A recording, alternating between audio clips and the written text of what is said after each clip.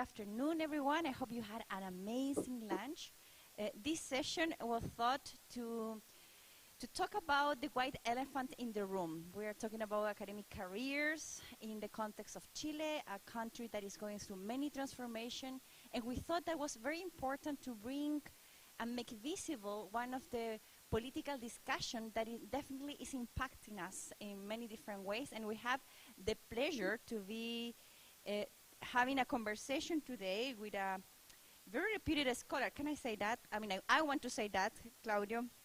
Claudio Fuentes is a full professor at the School of Political Science at the Universidad Diego Portales.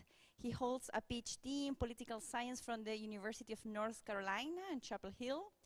His academic interests have been oriented to the study of political processes in Chile and Latin America, focusing in recent years on the studies of the dynamic of constitutional change.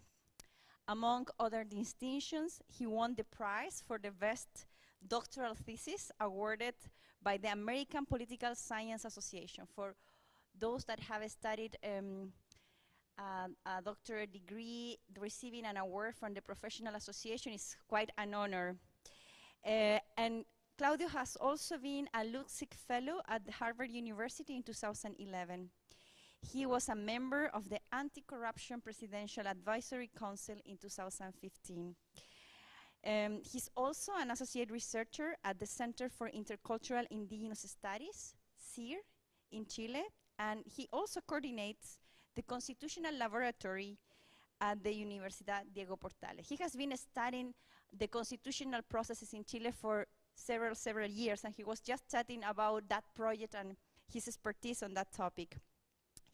His most recent book is La transición inacabada, el proceso político chileno entre 1990-2020, The Unfinished Transition, the Chilean Political Process from 1990-2020.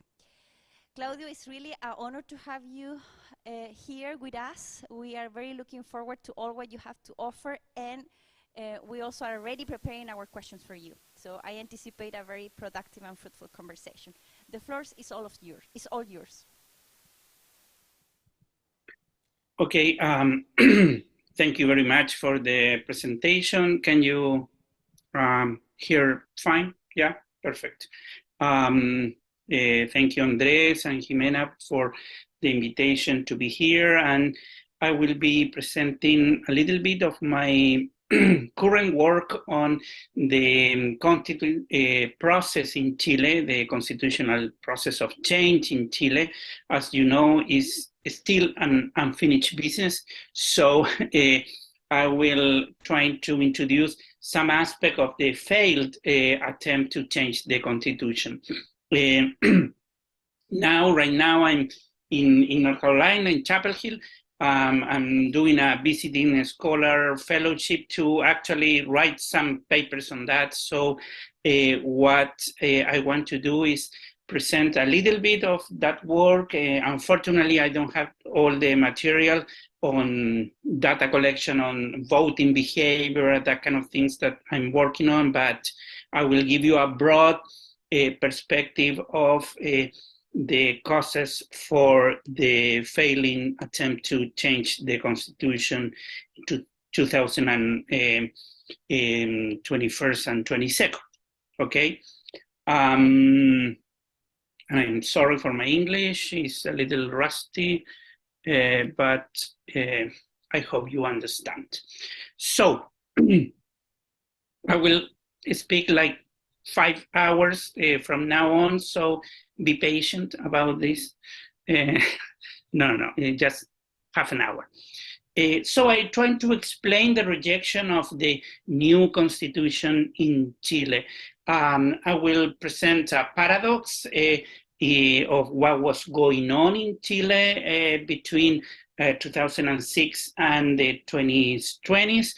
Then the exceptional process of Chile, how was set up as a very exceptional process in comparison to the history of Chile and in comparison to other Latin American and actually world experiences of changing the constitution. Then I will focus on the main factors explaining the rejection. I will speak a little bit about the internal dynamics, the rule of the game, for instance, and some socio-political dynamics surrounding the process that explain why this draft constitutional process was rejected. And finally, some concluding remarks, and I will focus, because you are academics and working in higher education, on the role of epistemic communities related to this topic that probably might be of your interest.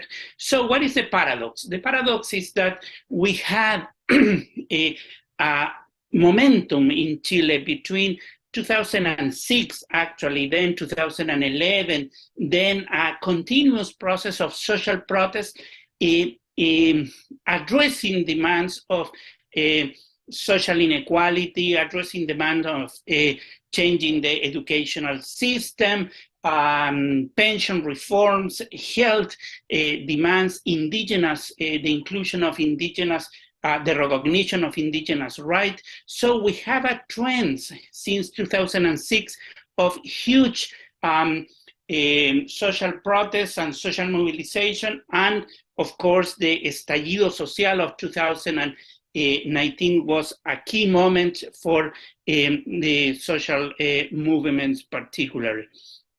So we have in October 2019 moment, a very strong social protest that continue like constantly for 2 or 3 months. A very massive protest against the establishment, asking for huge reforms.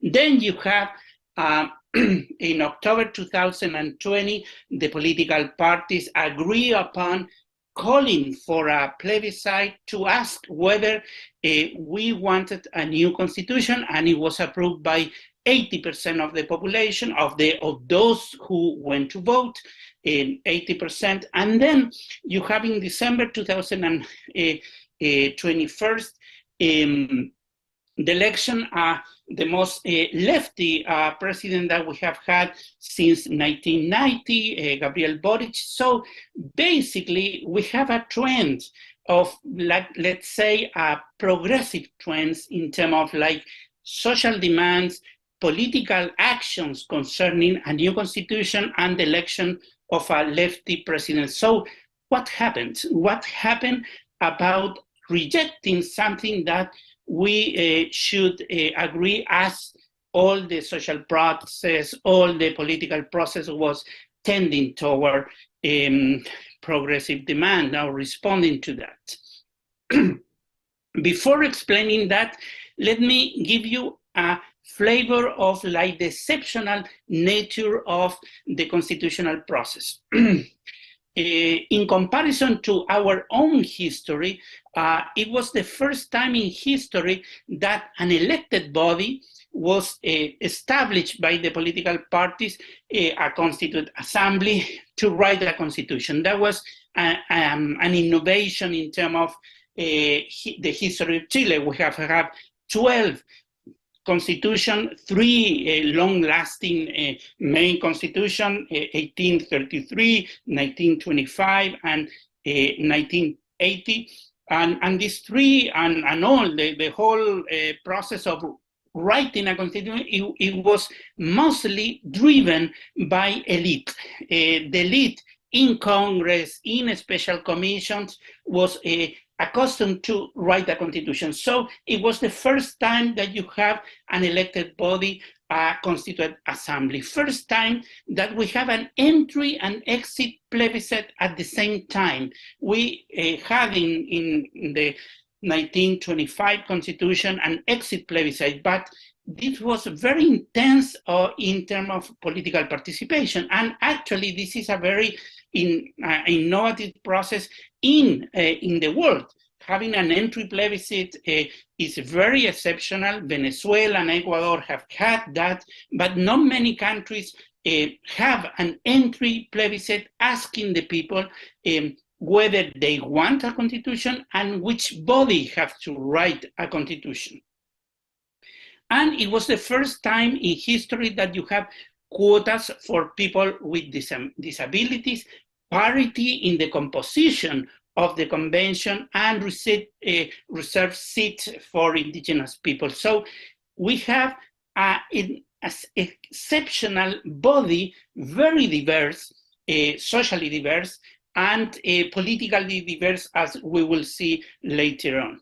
All these conditions are very rare in comparative perspective as well. I don't have the time to explain you the very different settings for constitutional making, but believe me, it's very exceptional, all these conditions.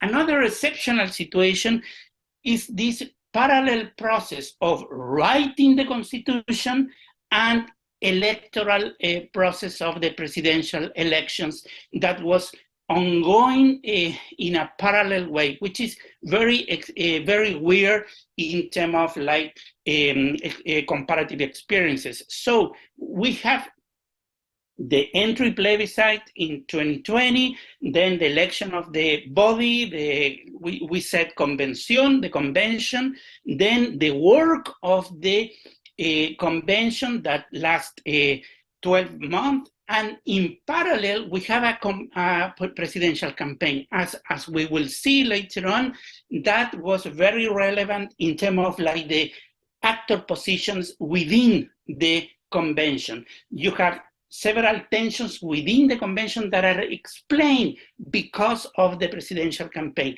My advice, if you want to have a new process, don't have elections in between, because this mess up everything about the debate on on writing a constitution. If you see, this chart shows first the Chamber of Deputies of 2017, the composition, then the convention, and then the Chamber of Deputies of 2021. And the number of representatives is the same, is 155, because the convention replicate the seats that were in the Chamber of Deputies. So if you see the numbers, only to see the numbers, you will see a very different composition of the convention in comparison to the traditional political scenery in Chile. Women representation in the convention, 49%. In the political Chamber of Deputies is no more than 25%. Indigenous people, 1.3% in the Chamber of Deputies, 13% in the convention. Representative in list parties, which is very relevant. How many representatives ran the campaign within party list? Yeah, this means loyal to some degree to political parties. In the Chamber of Deputies, 99%. In the convention, only 50%. And independent, within or outside a list of party, independents are those that are not militant. 67%, almost 70% of the convention were independent. They didn't have to respond to political parties. In the Chamber of Deputies, that would be, and it's very, very weird, and actually increased a little bit to 20% in the last Chamber of Deputies composition. So what we see here is that we have an exceptional body, very diverse politically, with a lot of independent, and that make a lot of difference in what we will see in terms of like how to explain the process of negotiating within the convention. So what I want to do is trying to explain the rejection. To approve a constitution, you need to build a social and political compromise. Basically create political and social majorities. The Chilean process was more a collection of particular demand, specific demand, what we call political causes, rather than an overall political agreement. Some sectors were excluded from the negotiations, and I think that explained the rejection of the new constitution. There were two kind of dynamics, one internal to the process itself, another are more external or socio-political factors. And I will talk about the composition and certain rules that create not the idea of having compromises, but create divisions within the convention or affected the idea of having a compromise. And externally, particularly social campaigns and the political dynamics during the process.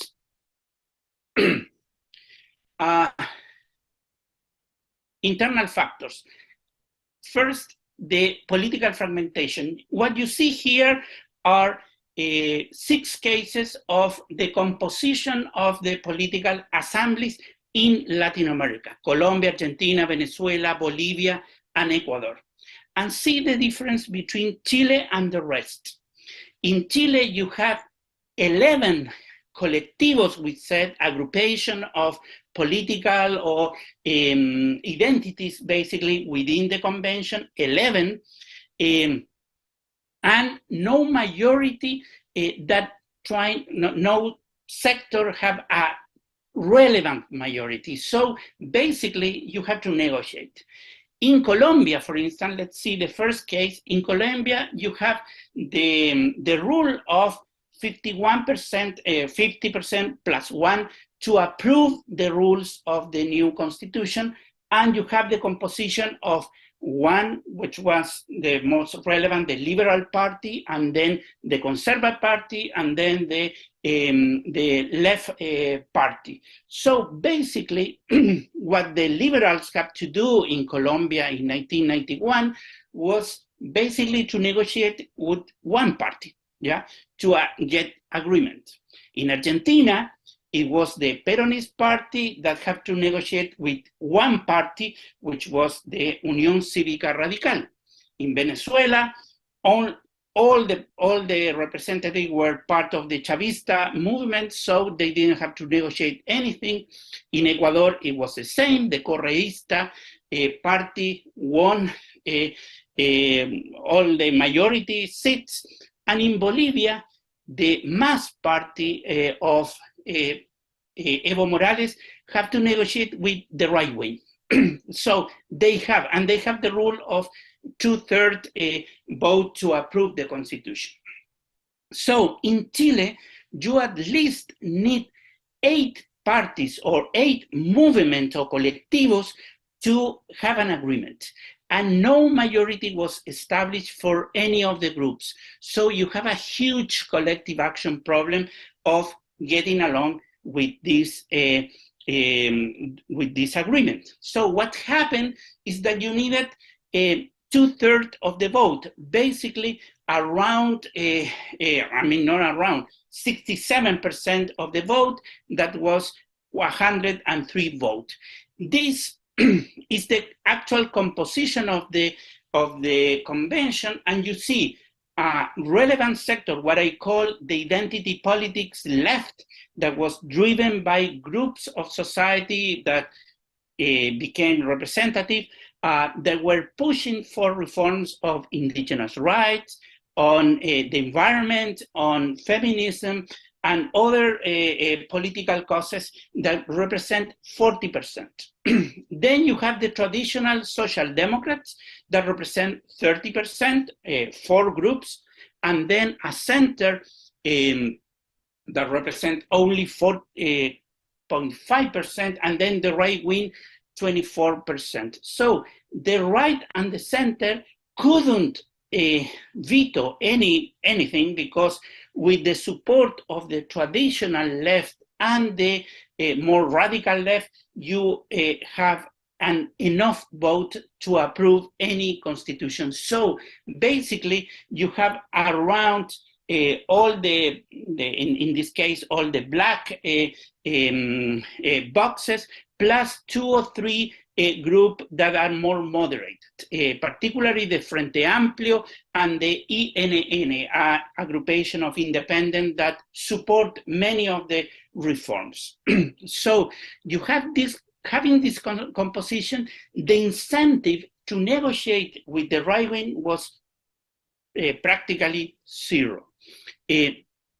What these more radical groups of the convention brought to the agenda was the environmental agenda, very strong agenda on having the good intentions to protect the nature and the environment in the new constitution, the agenda of feminism, abortion rights, the right of women to reproductive health, etc., diversity in general, indigenous rights, very strong agenda on that, and territorial diversity, a very strong regional autonomy. Chile is a very centralized country, so they push for much close to federalism, but the federalist idea was rejected by the convention.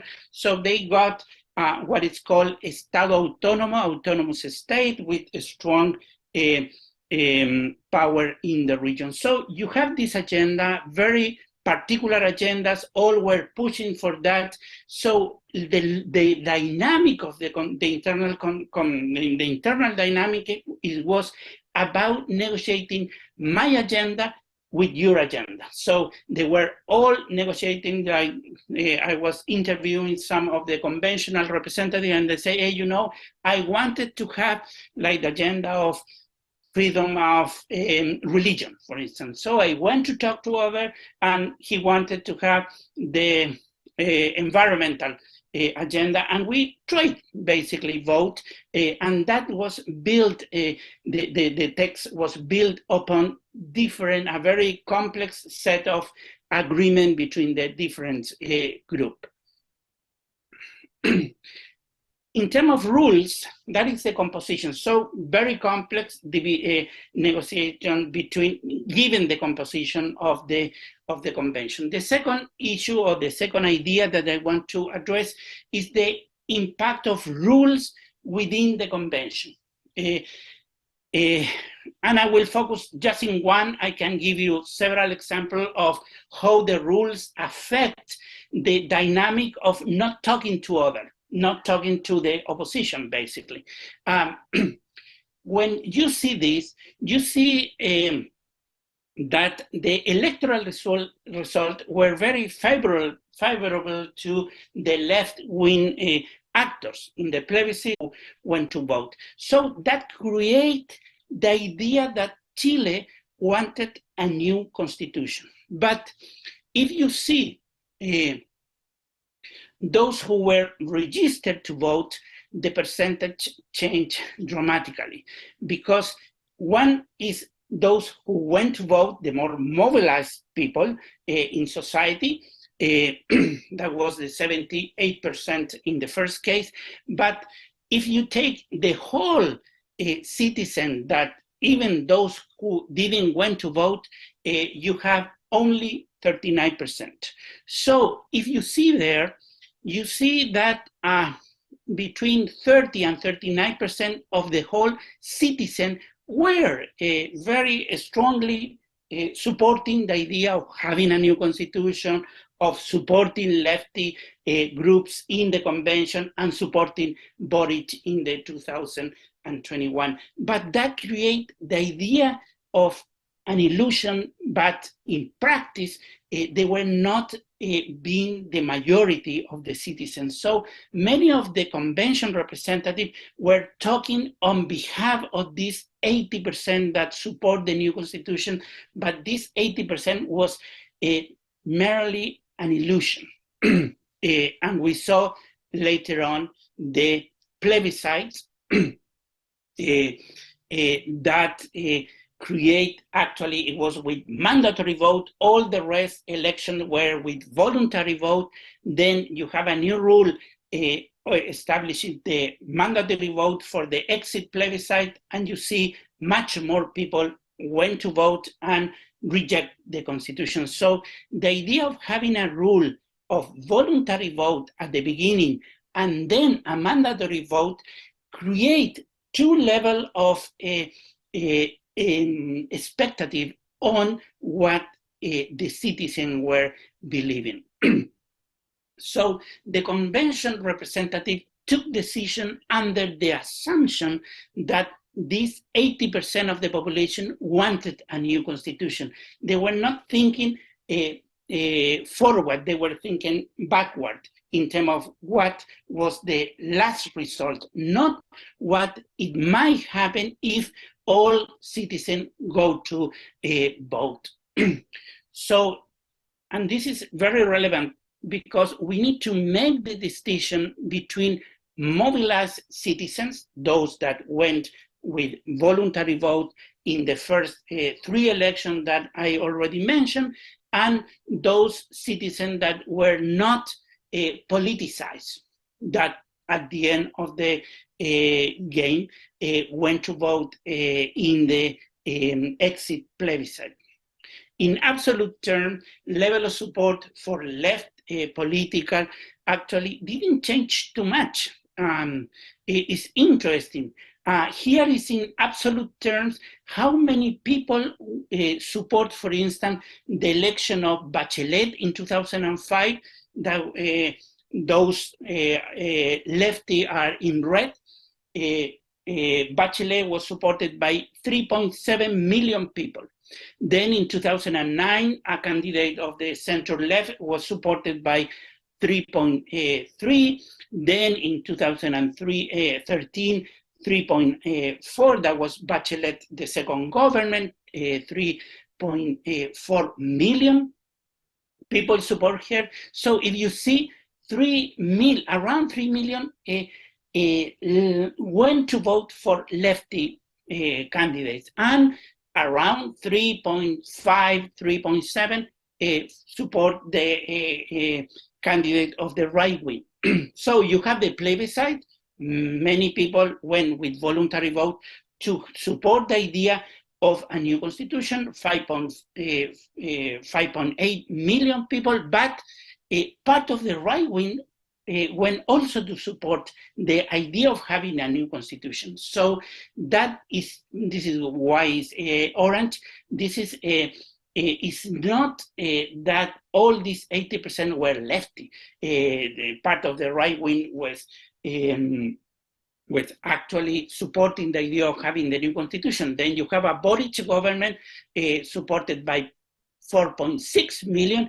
If you see in the exit plebiscite, you have 4.8 million people supporting the idea of a new constitution. 200,000 more people support the idea of this new, very progressive constitution than in the Boric presidential campaign that happened 6 months before. So it was a strong loyalty of those who went to vote for Boric that support later on the new constitution. What happened here is the unmobilized people. And that is what the convention representative didn't take into account. What will happen with this unmobilized sector of society? So some social political factors, I will be quick here. This was an experience of a highly open and transparent convention, with the wrong and the right being exposed politically and socially every single day. So it was very and highly sensitive to certain issues. First, social networks, Twitter, Facebook, and all the negative campaign play a role. It was not like the most relevant role, but it was very intense in terms of like the negative campaign, particularly. Part of the right wing in the convention from the beginning start with a negative campaign against the constitution and against the text later on. So you have this in a very systematic way during 1 year. As opposed, the approval movement start in the last 2 months. So you have a difference between the role of the negative campaign that was during the 12 months that happened, the convention, and the approval campaign. Second aspect that was very relevant, it was the political pressures of the incumbent. Particularly the Supreme Court, particularly the political parties, the senators were very upset with the convention because the convention support the idea of eliminating the Senate. So the senators were not very happy about this and start pushing for reforms. Political parties at the end of the process, center-left, actually, political parties wrote a commitment to reform what it was established in the new constitution. So the loyalty with the text was not very strong within the center-left parties even. So that was a dynamic of tension between the incumbent and the convention, and it is explained a lot because of this 60% of independence. Most of the convention representatives were not accountable to the political parties, so they felt like more free to write whatever they wanted to write without taking account the role of political parties that was very strong, particularly in the last 6 months of the debate of the convention. And then the presidential campaign. Why? Because this creates a division between the Communist Party within the convention and the Frente Amplio, the coalition supporting the President Boric. The Communist Party had a candidate that ran against Boric in primary in July, just when the convention was established, and that created a tension and a strategy of the Communist Party of going and having an alliance with the more radical sectors within the convention, and the Frente Amplio, the coalition supporting Boric, was had a more moderate position. So imagine you have the same coalition, actually then Boric won with the Communist Party, but within the convention you have another set of coalitions, another set of loyalties. So that creates within the traditional parties of the left a lot of tensions that actually are ongoing tensions within the lefty sectors. From a public opinion point of view, there are like two critical moments of this is the support toward the convention. One was September, a huge scandal of a convention representative of the more radical sectors that ran the candidacy, saying that he had cancer and he didn't have cancer, so that he ended up resigning to his position in the convention. That create huge debate about how trustful are these convention representatives. And then in April, why? Because you start having a debate on the content. And as a peer debate on contents, what the main 2 or 3 topics relevant to citizens were not supported by the convention. One is the property of houses, like the right of having the right to have a house, but it's, the people said they wanted for themselves, that the Constitution expressed that the idea of having an own house and not having a house. That was the debate. Second, the right to have the pension system and the saving of the pension system by, for me, for myself, and not in a general way as the convention finally ended up. So the debate about right of property became very salient in April. And secondly, the issues of plurinationality. The idea of having a plurinational state with a lot of rights for the indigenous became a very crucial debate within society. You see here the public, this is the summary of the whole set of surveys during that period. With the approval, rejection, inclination, or support. And you see that April was a key moment in which citizens start getting into the rejection support rather than the approval. And it was during the process of open debated, the debate about these issues, property, indigenous right, abortion, that was all taking place during February, March, and April. So the sequence of events is very relevant to explain why this happened. First, in July 21st, I mentioned a segment of the right-wing representative initiate a rejection campaign. Then the scandal of Rojas Bade, the representative that resigned. Then crucial debate, and then center-left parties made compromises to reform the future new constitution. So the loyalty of citizens with this text that actually political parties were saying that they need reforms was not very strong. Concluding remarks, a new constitution, I think, required a political and social compromise. Again, that had been true in any places where you have a new constitution. The problem in Chile is that you didn't have that. You didn't have the political compromise of the right wing. The right wing didn't participate in this draft because some part didn't want to participate and other, the left didn't want to include them within the debate. But secondly, the social compromise.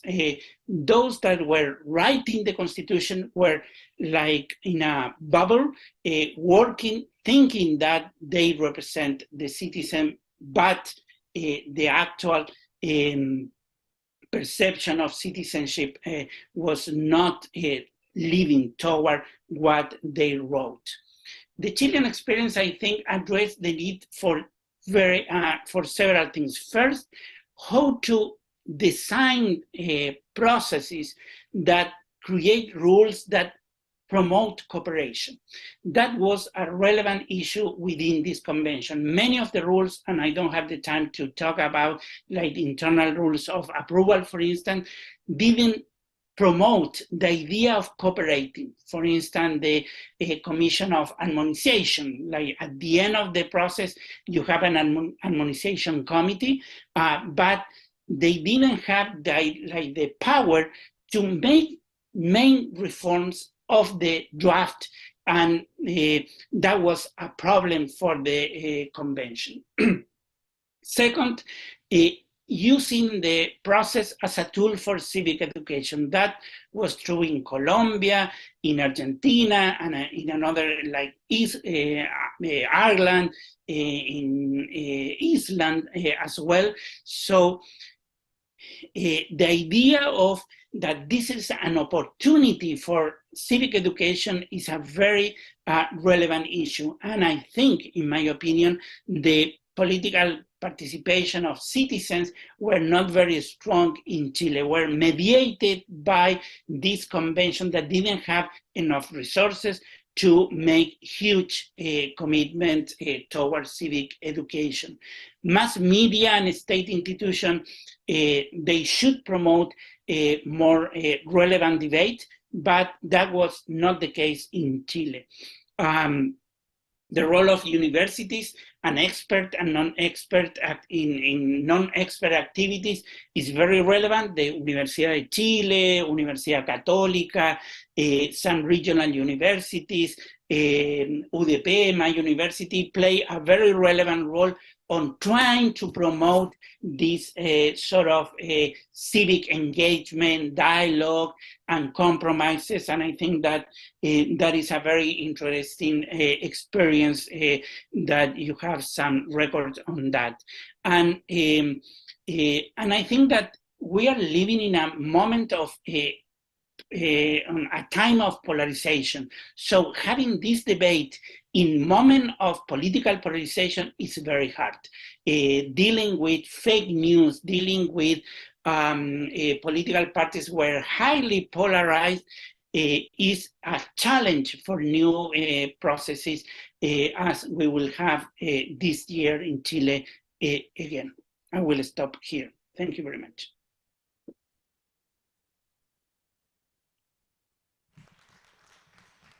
Thank you so much, Claudio, for bringing the complexity in and show us the multifactorial processes and variables that affect this social and political commitment, this compromise. We will have around 15 minutes for questions. Anyone who... 5 minutes, okay, 5 minutes. I wanted to break the rule, but no, I can't at this time. So, Rocio, seems that you have a question.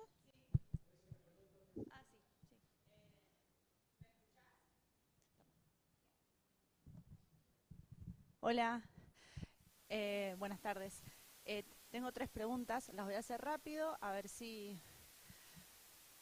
Boric venía de ganar el balotaje y yo escuchaba analistas que decían que era el momento en que él empujara la reforma constitucional. O sea, según tu planteo, vos decís que no era como el mejor momento político para que se impulsara la reforma. Si no era ese momento en donde él venía como súper empoderado de haber ganado, ¿cuándo era el momento? Esa es una. La otra, en la evolución de cantidad de votantes a lo largo de los años, se ve una diferencia de 3 millones de personas en el último plebiscito. Esos 3 millones de personas, ¿dónde estaban? Y ahí yo digo, son personas que, no sé, claramente quizás no estuvieron representados o no estuvieron movilizados para votar el plebiscito de entrada, pero que pasó algo en el medio que los llevó a movilizarse para que después asistieran a votar el rechazo. Y la última es, hoy en día es obligatorio el voto en Chile. En esta situación, si hubiera un balotaje Kast-Boric, ¿quién ganaría?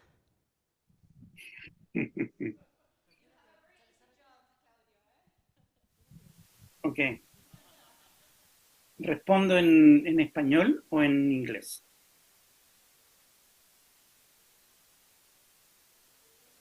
In English, I think it's better because we have some Okay. audience of them Sure. that don't speak Spanish.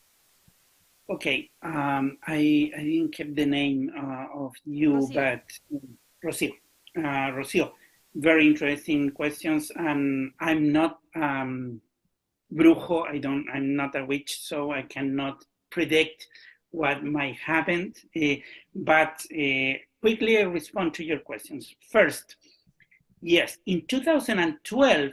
Chile established the voluntary vote. We have a trend in Chile of a strong reduction of political participation in elections since 2000. So we have an overall like lower participation, particularly of young people, and after 2012 of people from rural areas and older people. So you have like you have to think like in municipal election, they used to participate like 40% of the population, 35% in the last municipal elections, and in presidential campaigns, 50%. So you have around 7 million people of mobilized, constantly mobilized 7 million, and 7 million, they were not part of this. So where were they? They were at home. and they were complaining about the political system, very anti-politicians, very strongly anti-politicians, but they didn't go to vote during, like, it's a whole generation, particularly young people. Boric in 2021 with voluntary vote broke the trend, and more young people vote for him. Yeah, but older people didn't go to vote, so the percentage was 51, 52% of political participation. So half of the Chileans didn't go to the to vote in that recent election. So what happened with the plebiscite, the exit plebiscite, like in last September, is that it was mandatory. With sanctions or the threat of sanctions established by the political CERVEL, I mean, by law. So people wanted to, I mean, they didn't want to avoid going to vote. Some part of the population went because of the threat of the sanctions, but other part because of the threat of what it means the Constitution. A lot of campaign was about how bad was this new text. Like the fears about this new text on property rights, on indigenous rights, etc., what I mentioned, was part of the mobilization of this unpoliticized sector of society. Yeah, but now, the political system now returned to the mandatory vote for all elections. So from now on, you will have the mandatory vote for all elections. Like in May, we will have a new council for the new constitutional process, will be with mandatory vote. So we expect to have more like the real picture of the citizens within Chile. Actually, we are doing a survey that we will run in March on what you are mentioning, on who are these people, like what they believe. So we are actually taking a sample of those who are not going to like regularly vote to analyze that, so I can not give you more information about what are those, what are they thinking about? You know, are they all left, right-wing? Not really. I mean, these 3 millions are not totally right-wing. I think that they are outsider, anti-politics, very populist. Many people in the north of Chile, the north part of Chile is the most anti-politics right now of all the geography. So the question of what would happen with Cast and Boric if the mandatory vote would be in place. We don't know, of course, but I would expect that it would Cast support would gain a little bit strength, because there are like some issues, very relevant issues in the debate right now. Immigration, very anti-immigrant sector of society, which Cast took this, public safety, and property rights. These are the 3 main issues like dealing with politics. So I would say that at least it would be more competitive election if a mandatory vote would be in place in 2021 last year. Mm-hmm. Well, thank you so much, Claudio. I'm afraid that we don't have more time for questions and discussion, but Claudio has written a lot. I totally encourage to read Claudio's work, and perhaps we can organize another conversation with you when you have more results of your study. From now on, we have a break of 30 minutes. I would invite you, all of you, to give a big round of applause to Claudio, who is listening to us from Chapel Hill. Thank you so much, Claudio. It has been a pleasure to have you.